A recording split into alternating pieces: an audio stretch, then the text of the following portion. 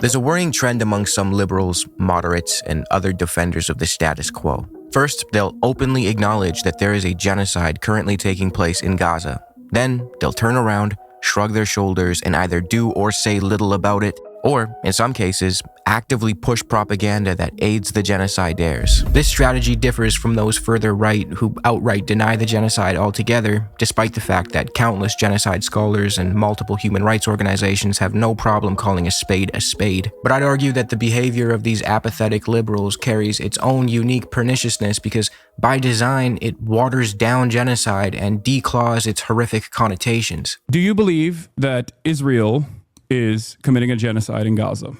Yes. Okay, great.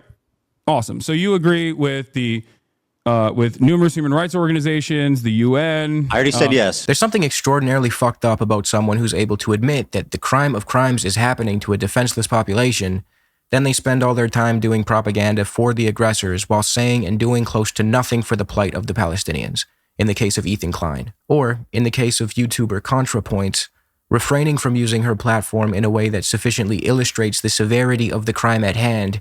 Instead, she just chalks her relative silence up to what she sees as the political infeasibility of anti-genocide politics. Now, I've already made videos about Ethan Klein, so this one's not going to primarily center around him, and frankly, I'd argue he's less dangerous than the subject of today's video, Contrapoints, because every semi-sane person can clock that Ethan Klein is an absolute moron.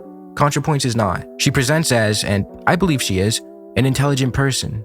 Therefore, the ability for ignorant or bad faith actors to point to her statements and appeal to her authority as someone who presents as intelligent is much more dangerous than a guy like Ethan Klein, who is openly very silly. Case in point, Ethan Klein doing exactly this. Contrapoints is one of the most intelligent, thoughtful people on the left, and being aligned with her is fucking fantastic for me. Contrapoints, aka Natalie, has released what I believe to be a gross and disappointing statement regarding the genocide of the Palestinians, and I think it's worth going over and refuting as a way to combat general Zionist ideas and propaganda. She clearly wrote it like she wishes she could have presented it as some cheesy, overproduced video essay, complete with subsections numbered in Roman numerals and titled the way you'd expect from a 12th grade theater kid. So I'm gonna do her the favor of turning her post into a video essay. Except this one, instead of promoting liberal Zionist bullshit, will be sufficiently anti-Zionist. So many leftists feel betrayed because I haven't made a video on Palestine. Do they actually want a Contrapoints video about Palestine? Will they be happy if I get in the bath and pour milk on a mannequin of Benjamin Netanyahu? No. I have posted about Gaza occasionally and have quietly given money to Palestinian aid organizations, but I think what leftists really want is for me to join their chorus of anger, she writes. Right from the jump, Contra sounds condescending and resentful toward those on the political left. She hits us with a straw man about pouring milk on Netanyahu as if anybody actually asked her to do that, then pivots into what she thinks leftists want from her, which she frames as joining their chorus of anger. Yeah, Natalie, we kind of want you to be extraordinarily angry at what Israel is doing because it has always been nothing but a genocidal ethno-supremacist project. You know, like the kind of project you have no problem making videos about when the victims aren't Palestinian. Damn, turns out you know very little about being able to recognize a fascist. But the part of this intro that really stood out to me was how she treats leftists like some imagined amalgamation of vicious Twitter users who want nothing more than to see her suffer. That already gives the impression that the real driving force behind her actions here is resentment and hatred for quote-unquote leftists. It's worth noting that Contra has had some shitty interactions with Twitter leftists over the years, but as someone supposedly intellectual as she is, she should be able to separate meanies on Twitter from this situation and judge it from a level-headed position, with her priorities being the genocide in Gaza, not some beef she has with Twitter users. And for the record, this isn't just me speculating. She openly admits she's partly fueled by bitterness toward those to her left later in this post. She then quickly admits that she does believe genocide is happening in Gaza, she's against it, and she feels very angry about it. But guys, she also feels a lot of other things. And as this video progresses, you'll see that those other things are mainly apathy and egotism. The week after October 7th, it was clear the mood among Israeli leaders and civilians was overwhelmingly kill or be killed existential panic and unstoppable lust for revenge. It reminded me of the US after 9/11. There was no reasoning or protesting them out of it, nor was it politically feasible for the US to withdraw aid to Israel on a time frame that would make a difference. It would have required replacing most of Congress and overturning decades of bipartisan strategy and diplomacy. Even in the best case scenario, it would have taken years. Well, it's already been 2 years, Natalie. Arguing for the politically infeasible is the modus operandi of the progressive. You want to push forward and challenge the status quo. That's how we got workers' protections. It's how pressure was applied on the US government over Vietnam and Iraq. Why even engage in politics if you just stop fighting for what's right because it seems hard or unlikely? This is why I say Natalie and other like-minded liberals suffer from this kind of apathy. They don't actually want to strive for meaningful changes if that might bring any inconvenience their way, but they still want to LARP as progressives online. If your response to watching a live-streamed child holocaust is to shrug your shoulders and say, yeah, it sucks, but what are we supposed to do about it? You clearly aren't as well-read or familiar with how change has happened historically. From muckrackers in the progressive era to trade unionists to college kids protesting the wars in Indochina, things improve when people willing to risk a bit of their own comfort fight for those changes. The leftist pro-Palestine movement quickly decided that their primary goal was not merely opposition to the genocide, but opposition to Zionism in general. That is, opposition to the existence of Israel as a Jewish state. And here they decided to draw the line separating decent people from genocidal fascists, which had the following consequences. It shrunk the coalition. All Zionism is indecent. There is no benign form of it. It's an ethno-supremacist ideology through and through. Even the ostensibly left-wing Israeli icon and first prime minister, David Ben-Gurion, admitted that his ostensibly left-wing movement wouldn't be happy with just some of Palestine. Their goal from the jump was the possession of the land as a whole and to abolish partition and expand to all of Palestine. Zionism, no matter what shade it comes in, is fundamentally genocidal and settler colonial. It cannot be salvaged. To act as though it can would be like acting as though South African apartheid could be salvaged because some Afrikaners may have wanted better conditions in the Bantustans. In fact, Zionism is more pernicious than the absolute horrors of apartheid South Africa, as noted by both Bishop Desmond Tutu, who spoke from a position of first-hand experience, and Noam Chomsky. Chomsky argues that, at least in South Africa, the black population, brutalized as they were needed alive for economic productivity, whereas in Palestine, the true characteristics of settler colonialism, which historian Patrick Wolf argues is the elimination of the indigenous peoples, are laid bare. At the end of the day, the existence of a Jewish state necessitates an apparatus designed to maintain that demographic makeup. We see this in the laws the Israeli state erects, not just in the West Bank and Gaza, but in all of historical Palestine. Examples include the 2018 nation-state law, which openly declares that Israel is the nation-state of the Jewish people exclusively, and only they have the right to national self-determination, the High Court saying in the 70s that there is no Israeli nation separate from the Jewish people, the fact that there is no such thing as Israeli nationality, only Jewish nationality, and those who do not fit that description are granted Israeli citizenship, but not the rights and privileges allotted to those with Jewish nationality, and anyone who tries to change these ethno-supremacist characteristics of the Israeli state is barred from doing so, as the 1958 Basic Law gives the Israeli Central Elections Committee the power to disqualify any political party that might challenge Israel's existence as a Jewish ethno-state. So for all you geniuses who claim Palestinians are allowed in the government, yeah, until they start challenging apartheid, then they get kicked out. Professor Sari Makdisi goes as far as to argue that every major law of the South African apartheid has its equivalent in Israel today. The existence of a Jewish state with a legal edifice designed to maintain a Jewish majority necessitates the negation and subjugation of the non-Jewish elements that ultimately contradict and undermine the project. Funnily enough, there was a time when the Yishuv, the Zionist settler movement in Palestine prior to the establishment of the State of Israel, actually saw Holocaust survivors as contradictory to the project of Zionism because they reminded them of the diaspora Jew, the Galat, who was relegated to the ghetto, whereas the new Israeli Jew, the Sabra, was meant to be a heroic new Jew. This led many Zionist settlers to despise Holocaust survivors because they weren't sufficiently Zionists and they were unfairly perceived as weak. The Yeshuv even referred to them as Hitler Zionists. To imply that there is such a thing as a good or liberal or decent Zionist is to imply that there is such a thing as a decent ethno-supremacist of any kind. In my video on liberal Zionism, I played a game where I flashed a quote and told the audience to guess if it came from a Klansman or a left-wing Zionist. Natalie, if you happen to watch this for some reason, you should check that out. Most Jews are Zionists. So what? If all Congolese people wanted to march over to Angola and subject the population to occupation and apartheid and genocide, would that be okay? Congolese people have been historically victimized too, and they still are. What about Kurds? What about Romani people? They've been victimized in similar and sometimes exact ways to Jewish people. Do they get a far-right ethno-state where they can eliminate a group that had nothing to do with their oppression? No. I'd hope you say no. And this idea that just because Group A holds belief B, and since you happen to dislike belief B, you must hate Group A for some intrinsic quality of theirs, is the stupidest shit ever. You think Klein makes this argument? It is not a function of their Judaism. And so it is not describes specifically... most Jews. No. Yes, it does, Sam. It describes most Christian evangelicals, too. It may do them, too, but it also describes 73% of Jews. So that is not anti-Semitism.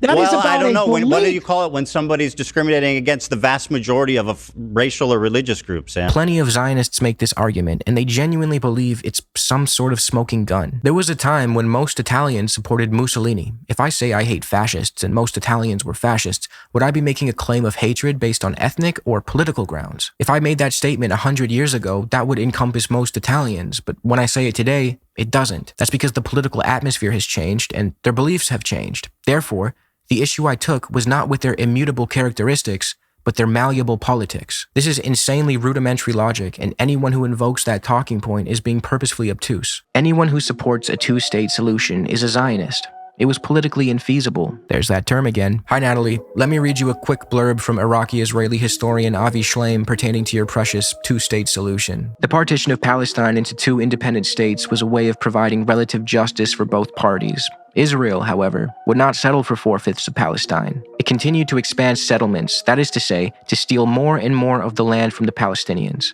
By its settlement expansion, Israel effectively killed the two-state solution. What is left of the West Bank is a collection of Palestinian enclaves surrounded by Israeli settlements and military bases that cannot form a viable state. In short, the two-state solution is dead, or to be more accurate, it was never born. And that's where I really agree with Shleim. In this video of mine, where I go over every major peace negotiation between Israelis and Palestinians, I show how a sovereign, viable state has never been offered to the Palestinians by the Zionists because they don't actually want that. From the 1947 partition plan that disproportionately allocated the most land and economic capabilities to the Zionists, to the supposedly ultra-generous offer made by Ehud Barak at Camp David in 2000, there has never been a time when Zionists were serious about a two-state solution. They have only ever wanted the subjugation of the Palestinians in perpetuity. Funnily enough, Palestinian leaders have agreed to a two-state solution in the past. The Arab Peace Initiative of 2002 is just one of many notable examples where other Arab states and much of the Palestinian leadership agreed to a liberal Zionist two-state solution, and Israel outright rejected it. Furthermore, why should a two-state solution be the way forward? Why wouldn't a democratic state with equal rights for all be the right course of action? You know, the way every other country that claims to be a democracy functions? Should we have formed a separate state out of the Bantustans in apartheid South Africa instead of collapsing the apartheid structure entirely? And don't give me this shit about Arabs being barbarous and apartheid in Israel being the only way to prevent them from killing Jews. There frankly are a lot of Palestinians, right, in the area. And once the Palestinians outnumber the Jews, anything is fair game for the Jews. The anger of the Palestinians is not rooted in primordial anti-Semitism. It's predicated on the fact that they've been horrifically oppressed for close to a century. The longer that oppression stretches out for, the more resentment will form. The Palestinians revolted against Ottoman rulers and governors when the Ottomans were the ones in charge. Were the Palestinians being Islamophobic then? Would you argue that apartheid South Africa shouldn't have been dismantled because the system kept white people safe from potentially vengeful black people who might want to enact revenge on their oppressors? No, I'm fairly certain you would not make that argument. So the idea that the politically feasible solution is a two-state solution is hilarious. How could that ever be possible with all the illegal settlements in the West Bank? And don't say land swaps, because historically, when Israel offered to engage in land swaps, they proposed lopsided and unserious deals. A notable one being the supposedly generous offer from 2000, where they proposed a 9-to-1 deal. Israel wanted to keep 9% of the land in the West Bank, and the Palestinians were only to receive 1% of the land within the Green Line in return, and unspecified land for that matter, while Israel aimed for valuable land in the West Bank. And that offer was made by the quote-unquote Israeli left. Why do you think that happened? Because a two-state solution is a pipe dream. I don't see how this could happen without either a total internal collapse of Israeli society, or else, nuclear war. As usual, leftists have championed a doomed cause. Again, the doomed cause in question is being against a far-right ethno-state in the middle of committing a genocide that all our Western governments support. Progressives chose to champion what could have also been considered a doomed cause back when they pressured their governments to sanction apartheid South Africa, back when they fought for the 40-hour work week, child labor protections, and an end to the Vietnam War. So why is this doomed cause any more doomed? Because at the end of the day, that's what leftists and progressives are supposed to do. They champion causes that liberals and moderates are too pussy to support at the moment, but will gladly act like they've always been on the right side of history once it's politically feasible to do so. It introduced dangerous ambiguities. The vagueness of Zionism as a political Satan enables all kinds of rhetorical abuses. On the one hand, right-wing Israelis hold up all anti-Zionist protests as existentially threatening and inherently anti-Semitic. On the other hand, there's a long history of anti-Semites using the term Zionist in deliberately equivocal ways, Zog, etc. Anti-Semites are happy for the opportunity to misappropriate the now popular anti-Zionist label to legitimize their agenda, and many people are not informed enough about anti-Semitism to recognize when this is happening. The problems are mutually reinforcing. Yes, anti-Semites exist and misappropriate language and symbols. It's kind of their favorite thing to do. They did it with Nietzsche's Thus Spoke Zarathustra, they did it with the swastika. They're an uncreative bunch. Do they hold any institutional power? No. They exist in pockets of stupid groiper losers online. How exactly is that even worth mentioning in the same breath as the mass slaughter of innocent men, women, and children in Palestine? That's like hyper-focusing on an uptick of anti-Indonesian sentiment right as Suharto's New Order government is in the middle of genociding the East Timorese. That's not to say that anti-Indonesian sentiment is good, but it is to say that the focus should be solely and unapologetically on stopping the genocide first. Now, of course, when it comes to Jewish people, there is that history of being genuinely and wrongfully persecuted throughout time. I would argue that's what makes Zionism so pernicious. It hides behind and weaponizes the historical victimhood of Jewish people. And morons like Ethan Klein constantly conflate Zionism with Judaism in an attempt to euphemize Zionism for his politically illiterate audience. Like, they want you to hate Israel and Zionism, and in a lot of cases, Jewish people. Plenty of fascist ideologies portray themselves as having been wronged, or being under threat, or fighting an uphill battle, and use that narrative to justify subordinating the individual to the nation, or eliminating the outgroup, or whatever the case may be. The thing about Zionism is that the victimhood it hides behind is real. The persecution of Jewish people throughout history is undeniable. So, when an ethno-supremacist ideology bastardizes that history to shield itself from criticism, you're dealing with a very dangerous force. That's how you get supposedly smart people like Natalie implying that there can be such a thing as a decent Zionist when they would never say anything remotely that absurd about any other supremacist movement. Palestinian-American academic Edward Said, in The Question of Palestine, explores this exact phenomenon, how Palestinians are the victims of the archetypical victim, and how that dynamic plays a role in why the Palestinian plight is so often dismissed and belittled. Obviously, none of this is to say that anti-Semites shouldn't be despised and mercilessly exiled from every pro-Palestine space. It's to say, get your priorities in check. Now, when I look at Natalie's post and her overall social media output, I notice that she is strangely silent on a certain kind of bigotry that's actually institutionally protected at the moment. Islamophobia. In the US, you have literal elected officials, including the goddamn president, calling for the deportation of popular Muslim figures like Zohran Mamdani, referring to him as Little Muhammad on Twitter, and acting like every Muslim is 3 seconds away from firebombing a Walmart. That's bigotry baked into the institutions of the US. The same kind of bigotry that helped justify the USA's slaughter of millions of people in the Middle East and Central Asia. And other Western countries are not much better. Could you imagine if an elected official tweeted about a Jewish mayor somewhere in the country and called him Little Shlomo in a mocking way while calling for his deportation? That guy would be banished to the underworld, as he should be. There are literal states in America where they have enacted laws to prevent you from boycotting Israel. The land of free markets is telling you that there's one market your dollar must support. So next time you see anti-Semites on Twitter misusing the term Zionist, I want you to think about this quote by Theodor Herzl, the father of modern political Zionism, who said, "The anti-Semites will become our most dependable friends. The anti-Semitic countries are allies." Zionists thrive off dipshit anti-Semites because it helps them justify the mass slaughter and occupation of Palestinians. You, Natalie, are supposed to be smarter than this. If a Jewish person feels offended by anti-Zionist rhetoric, maybe that person is a Zionist. People shit talk white supremacy all the time, as they should. I don't feel like I'm catching strays in those conversations because despite being a white guy, I'm not a white supremacist. I hate those motherfuckers as much as the next guy. We have to remember, it was Jewish people who originally rebuked Zionism. The Bundists rejected it outright. Zionism was a fringe movement among Jews when it started, and to this day there are loud, principled, prominent Jewish voices who renounce Zionism in its entirety. The more people like Ethan Klein desperately try to blur the lines between Zionism and Judaism, the more harm they do to the Jewish community. The online left has spent the last 20 months distributing hundreds of photos and videos of dead Palestinian children. The main effect of this has been to create a population of people in a constant state of blood-boiling rage with no consequential political outlet. Nah, Palestinians have disseminated those images. The online left is not allowed in Gaza, neither are any Western journalists, baby formula, or humanitarian aid.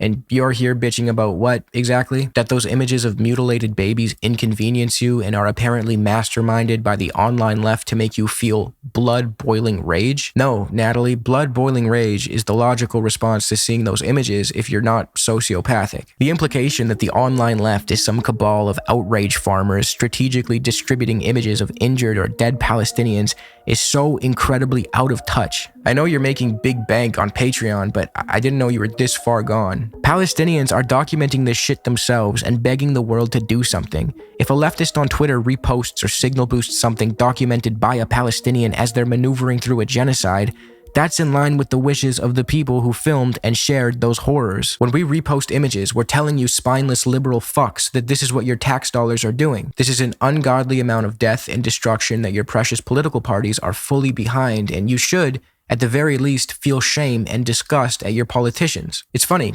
after October 7th, we saw AI images of burnt babies and fake stories of 40 killed kids that people like Contra failed to sufficiently try and correct the record on, and people like Klein actively engaged in promoting. They found 40 dead fucking babies at this kibbutz. Yet, when we see real, actual documentation of the horrors inflicted on Palestinians, now it's gore porn. It's like gore porn. As our good friend so graciously put it. You know, the first draft of the script for this video that you're watching didn't really mention Ethan all that much, but after I saw him say that, I made some revisions. I fear this may be worse than useless. Anti-Semitism and anti-Zionism are conceptually not the same, and conflating them is dangerous. But in practice, the way Israel is perceived does seep out into attitude toward Jews in general. So she is 100% correct that Israel existing as a genocidal ethno-state is harmful for Jewish people. As Avi Shlaim noted, Israel's existence makes Jews everywhere less safe. There's no question that Jews in Israel today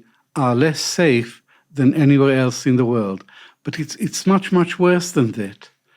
It's much worse than that because Israel generates anti-Semitism. Israel is responsible for the upsurge of hostility towards Jews everywhere. The answer is to completely renounce and unequivocally reject the Zionist project, not to compromise with it or try to salvage it. A few months ago, I posted on Twitter outlining the laws and practices in Israel that amount to a concerted effort to legislate ethno-supremacy in the country. Ethan Klein reposted it to his Instagram, outright admitting that, yeah, he doesn't deny that Israel is an ethno-state, but he still goes on to defend it. He doesn't denounce it in its entirety. In fact, he even downplays just how discriminated against Palestinians are, saying Palestinians in Israel proper are merely analogous to how minorities in the US are treated today. Just systemic racism, but no laws on the books. 20% of its population are Palestinians. I believe that they do have virtually equal rights there, although there's a lot of social,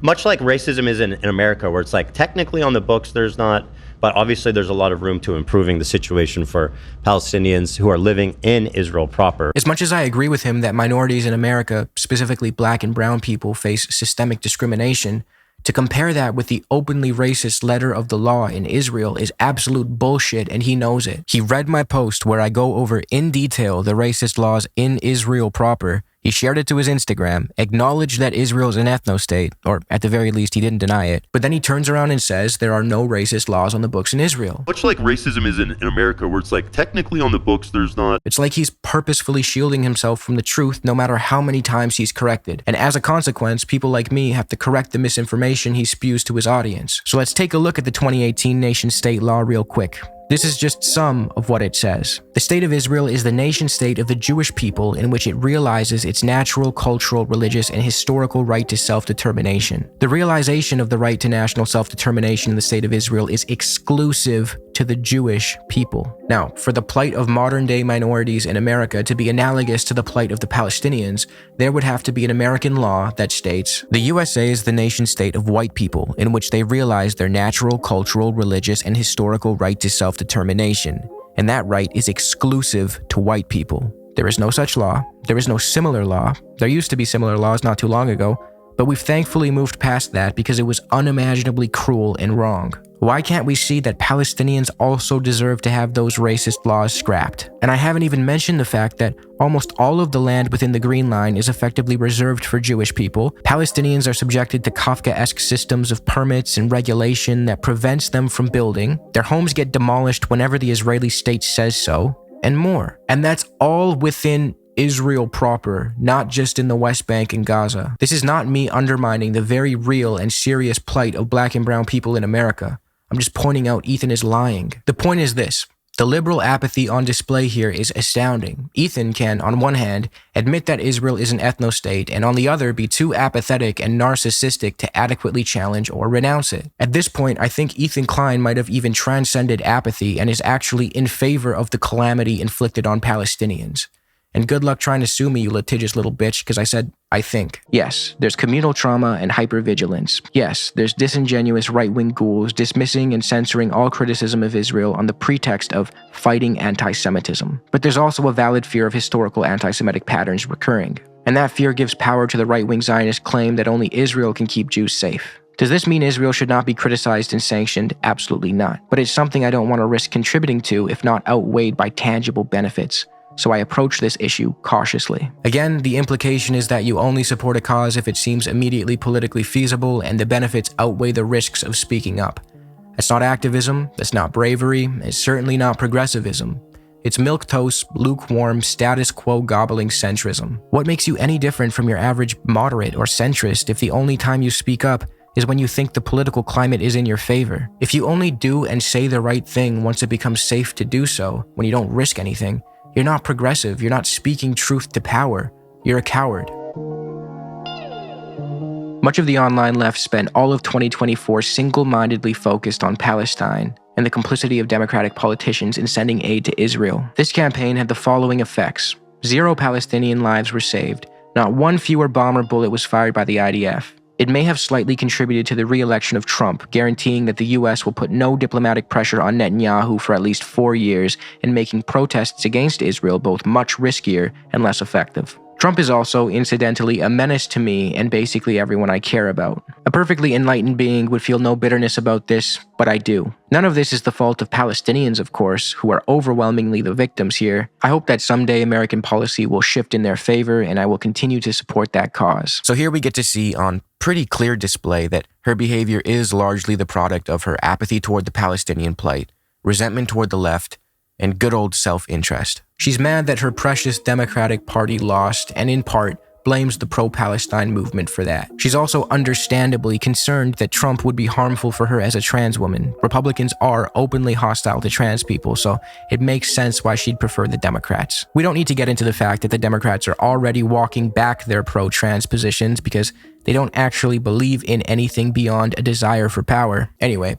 first, we can put to bed this idea that the Democrats were applying any real pressure on Israel in the first place. Biden is the one who kept supplying them weapons. I mean, one of his last Hail Mary moves before leaving office was ensuring that Israel got that last $8 billion worth of arms from him. Biden is the one who oversaw the first leg of the genocide and effectively did nothing.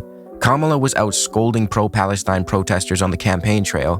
Biden and Netanyahu were practicing the Iran strike that Trump later carried out. American foreign policy is bipartisan. To a kid in Iraq who has had his house blown up by bipartisan-approved bombs, your Democrat and Republican distinctions mean nothing. To the global South, the US, and Israel for that matter, is nothing more than a rogue terrorist state. The domestic unelectability of the Democrats is not the fault of the Palestinian emancipatory movement. The Democrats lost because they are substanceless, boring, weaselly, centrist losers who are ultimately accountable to corporations and their billionaire donors above all else. Are they a bit better than the GOP when it comes to domestic issues? Yeah, sure, but as the late David Graeber wrote about the political center, centrism tends to mean an appalling mix of the worst aspects of bureaucracy and the worst aspects of marketization. Almost nothing worthwhile in this world was created by people who, when they did it, were considered centrists. Do I support or like Trump?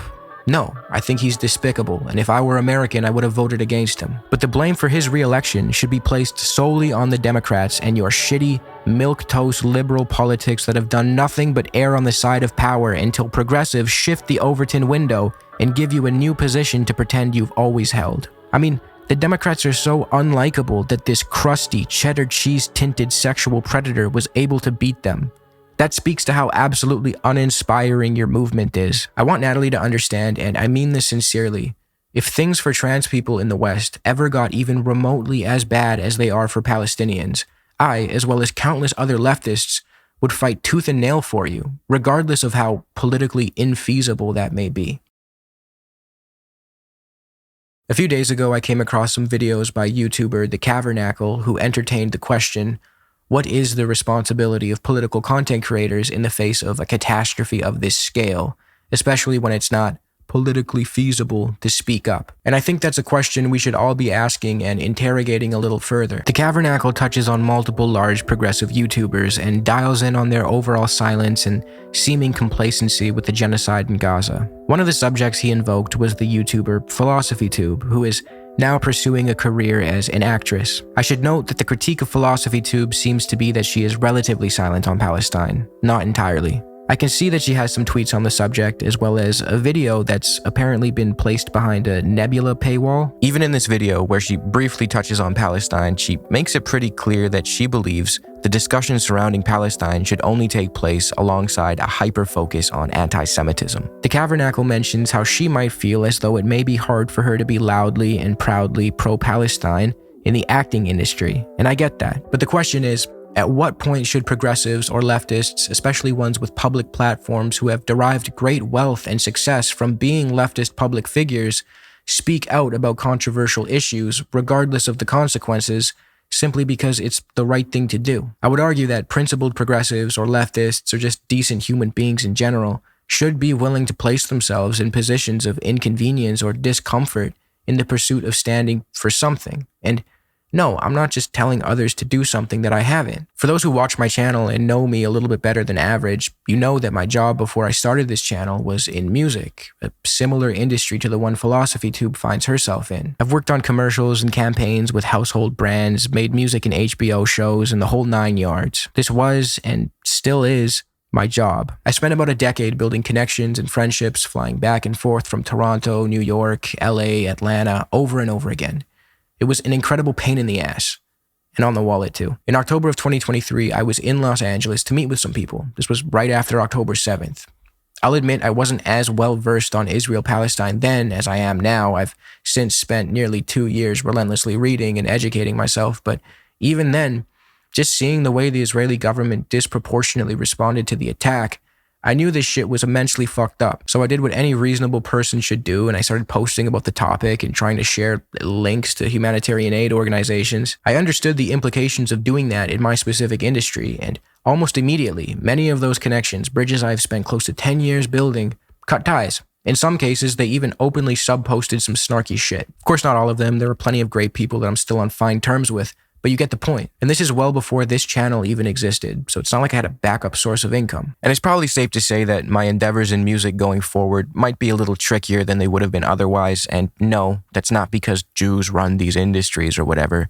Plenty of non-Jewish people in these industries are also Zionists and would also prefer if we all shut up, because controversy, specifically of the political variety, can threaten profits. Now, do I regret doing this? No, I would do it 1,000 times over. Why would I want to exist as a dog on a leash in an industry complicit in the worst human rights catastrophes imaginable? The more musicians, YouTubers, actors, etc. who come out against this, despite the obvious brand risk that entails, the more the movement can grow and the more pressure can be applied onto our politicians. I'm not telling you this story for your applause or praise. I don't need it or want it, and I don't want to see it in the comments. I'm telling you this to drive home the point that things only change when people are willing to sacrifice a bit of comfort for a greater cause. And apathetic liberals have never been the ones willing to do that. So to anyone who feels strongly about this particular issue, just do what you can because it's the right thing to do. And that includes refuting Zionist nonsense whenever you hear it. Don't cede any ground and don't compromise with Zionists.